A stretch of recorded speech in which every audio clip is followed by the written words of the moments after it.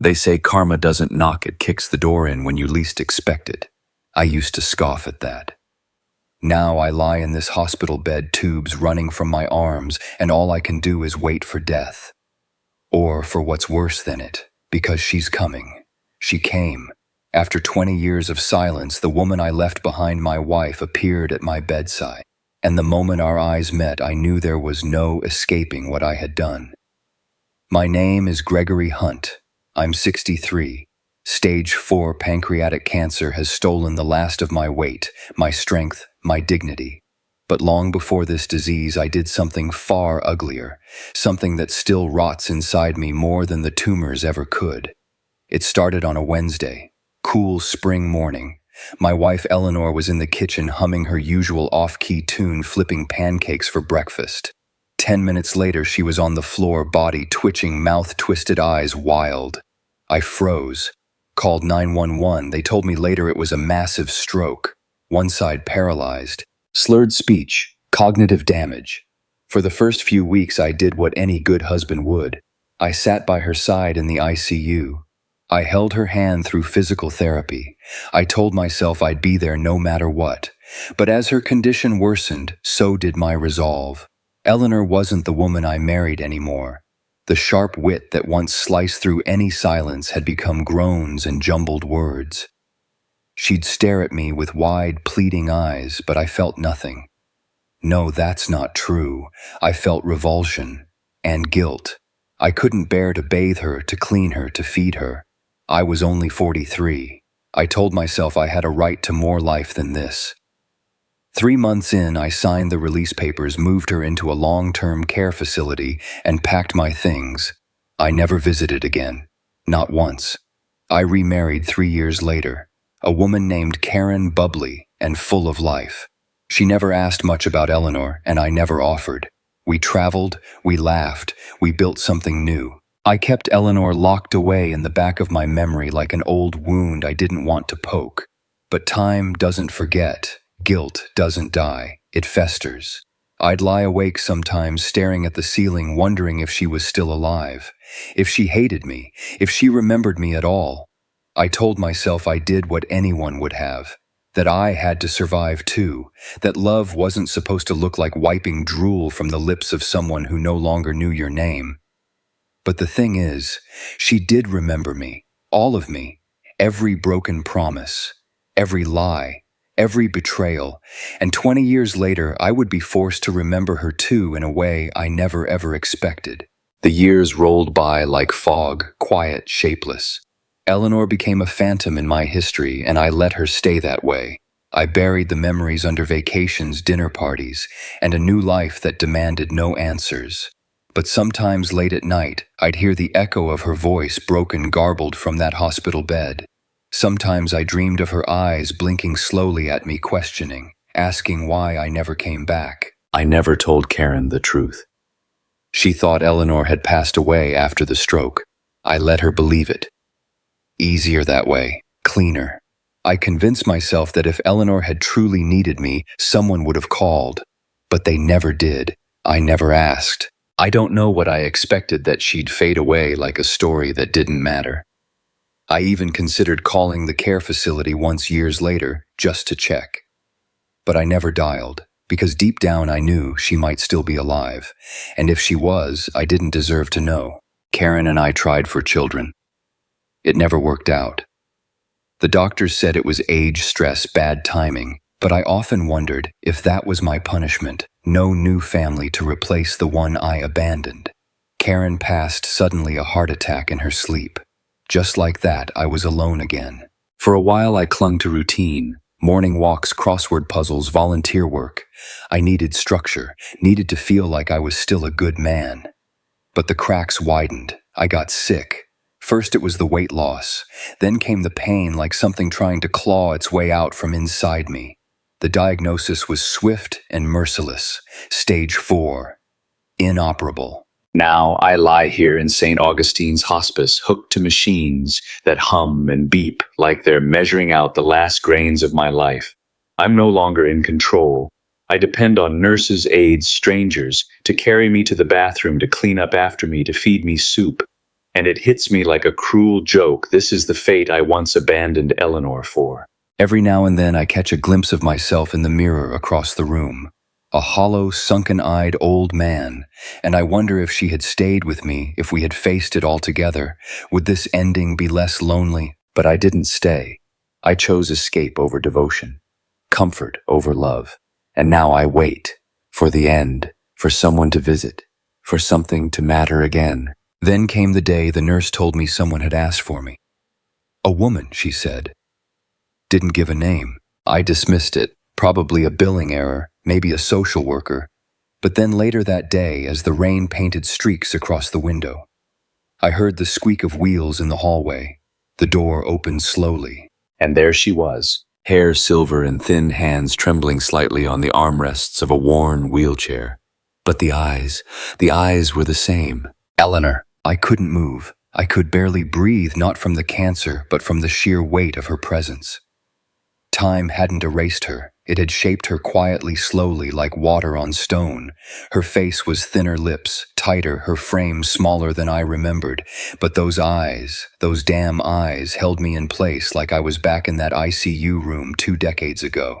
Eleanor, I whispered. My voice cracked like a dry leaf. She didn't speak at first. She just looked at me, her chin lifting ever so slightly as if measuring how much of me was left. Her gaze was steady, not blank, not lost. Steady, and behind it something burned a slow, cold fire. I heard you were dying, she said. Her voice wasn't slurred anymore. It was hoarse but clear.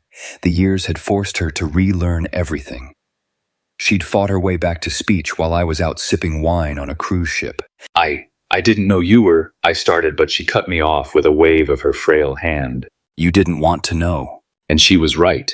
The silence between us buzzed with everything we never said. The nurse came in, saw her, and quietly backed out. We were alone. She wheeled herself closer to the bed, and I flinched, not from fear of her, but from the reflection she cast in my soul. I wanted to crawl out of my skin. You left me, Greg, she said. I woke up in that place, and you were gone. No letter, no call, just gone.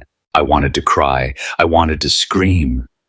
But all I could say was I was weak. She chuckled just once, a dry, bitter sound. That's the first honest thing you've said to me in 20 years. She reached into her coat pocket and pulled out something small, folded and yellowed with age. A photo, us on our wedding day. I was holding her waist. She was looking up at me, laughing. God, she was beautiful.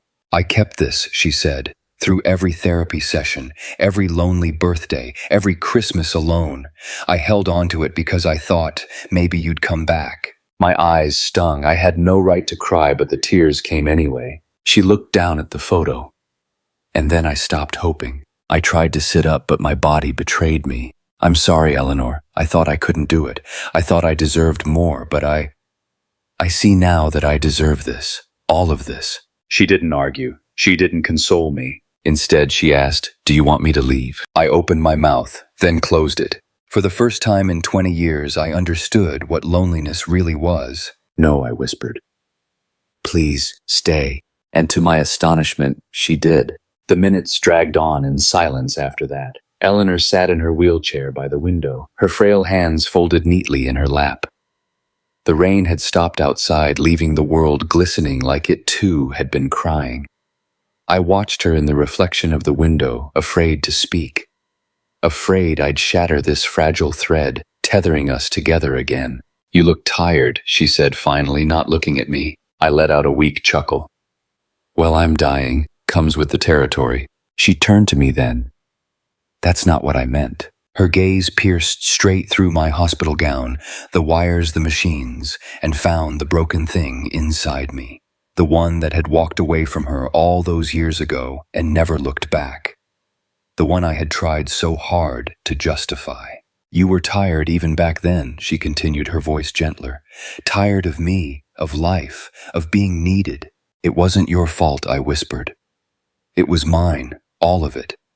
I couldn't handle seeing you like that. You were so full of life and then suddenly, not. I was selfish, cowardly. I hated myself, but instead of staying, I ran. She didn't nod, didn't disagree. I spent years, I said the words choking their way out. building this fantasy that you moved on, that you didn't remember me, that you were better off without me. I tried, she said softly. But I remembered everything, every day. Her words sliced deeper than any scalpel ever could. I thought you might hate me, I said. I did, she replied, blunt as stone.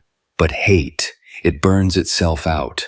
I had no choice but to survive without you. I became something else, someone else. I learned how to move again, how to speak, how to be alone, and then eventually how to stop waiting. I turned my face to the ceiling. I don't deserve to see you again. No, she agreed. You don't. A pause, then after a breath. But that's not why I came. That stopped me cold. Then, why? She looked down at her hands. Because I wanted to see what kind of man you became, whether you ever realized what you did, whether the pain you left behind ever caught up to you. And has it? I asked. She didn't answer right away. Then I think it has. She rolled closer to my bedside.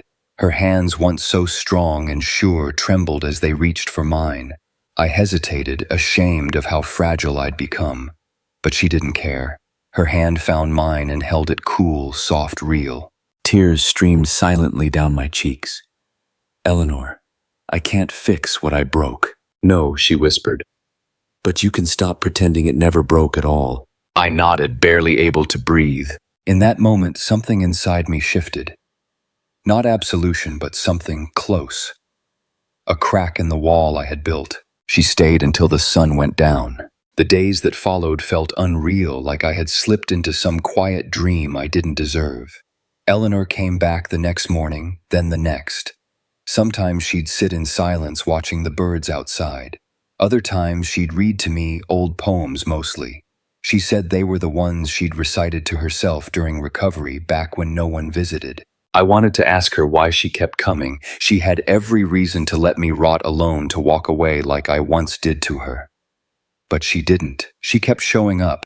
One afternoon, as the light spilled through the blinds, she reached into her worn purse and pulled out a notebook. Thick, leather-bound, the pages stuffed with handwritten lines. "This is mine," she said. 20 years of thoughts. Of recovery. Of surviving. She looked at me. And of you. I swallowed hard. "You wrote about me." She nodded. "About the man I married, the man who left. And the ghost of him I thought I'd buried." She opened it and read. I saw him in a dream again. He looked older, sadder. Regret curled around him like smoke. I didn't speak. I just watched as he sank into silence, the silence he left me with. I turned my head ashamed. "I don't deserve your words." "No," she said, "but I needed to write them anyway, for myself." Then her hand found mine again. We were both shaking. "I hated you," she said, calm, matter of fact, "not just for leaving me, but for making me feel like I wasn't worth staying for. Like I had become something disposable. I was afraid," I said, barely able to speak, "afraid of your weakness.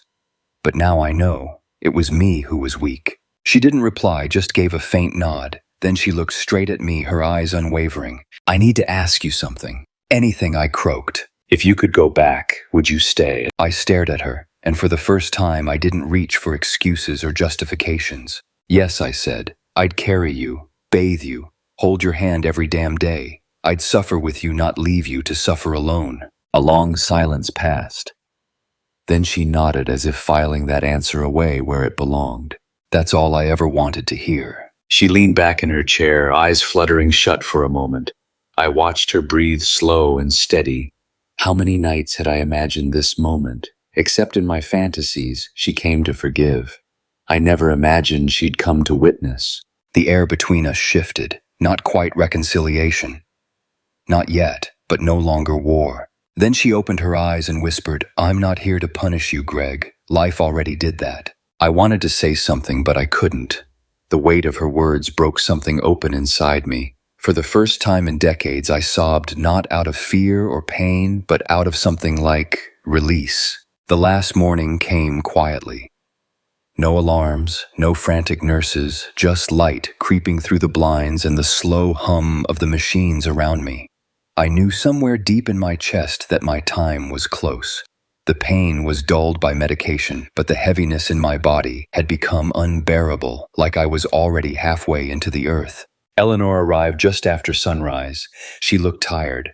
Her sweater was too thin for the morning chill, but she still came. She didn't speak at first, just wheeled her chair beside mine and took my hand gently like it might break. I turned my head slowly to look at her. I thought I'd die alone, I rasped. And I deserved to. She squeezed my fingers. You did, but that's not how it ends. A strange peace settled between us. In her presence, the shame I'd carried for so long didn't vanish. It simply quieted. The way a storm dies down after days of tearing through everything. I coughed hard, blood on the edge of my lip. Eleanor reached for a napkin and wiped it away without hesitation. No recoil, no disgust, just tenderness. I was scared, I said, my voice nearly gone. But not anymore, because you came back. Tears brimmed in her eyes. I didn't come back for you, Greg. I came back for me. To look at the man who broke me and realize he was broken too. To prove to myself that I had healed. I nodded slowly. You did. I did, she agreed. Then she leaned in closer. And now I can say goodbye, without hatred. The words crushed me and comforted me at the same time. She pulled something from her bag, an old cassette recorder. She hit play and soft piano music filled the room. It was our song, Moon River. She remembered. I closed my eyes. She began to hum off key like always. It made me smile. I love you, Eleanor, I whispered. She didn't say it back, but she didn't have to. Instead, she reached over and rested her head gently on the side of my bed, our hands still clasped. And in that moment, I knew I was not alone. I had finally faced what I had done, and she, despite everything, chose to be here anyway. The machine beeped slower now. Outside, a robin landed on the windowsill. I exhaled. And never inhaled again. If you've made it this far, please listen to me, especially if you're holding resentment, regret, or cowardice in your heart. I was a man who ran from pain, believing freedom lay in escape. I left the woman who loved me at her most vulnerable, thinking I deserved happiness more than loyalty. But life doesn't let you outrun your soul. It waits, it circles back, and one day you will be forced to face the things you thought you buried. I died with peace, not because I was forgiven, but because I finally admitted the truth. And because the woman I hurt the most had found strength beyond anything I ever possessed. So to anyone who still has the chance, stay. When love becomes difficult, stay. When someone needs you in their darkest hour, don't turn away. It will hurt, it will test you, but it is the only kind of love that leaves your soul clean. Hold on, face it, make it right before it's too late.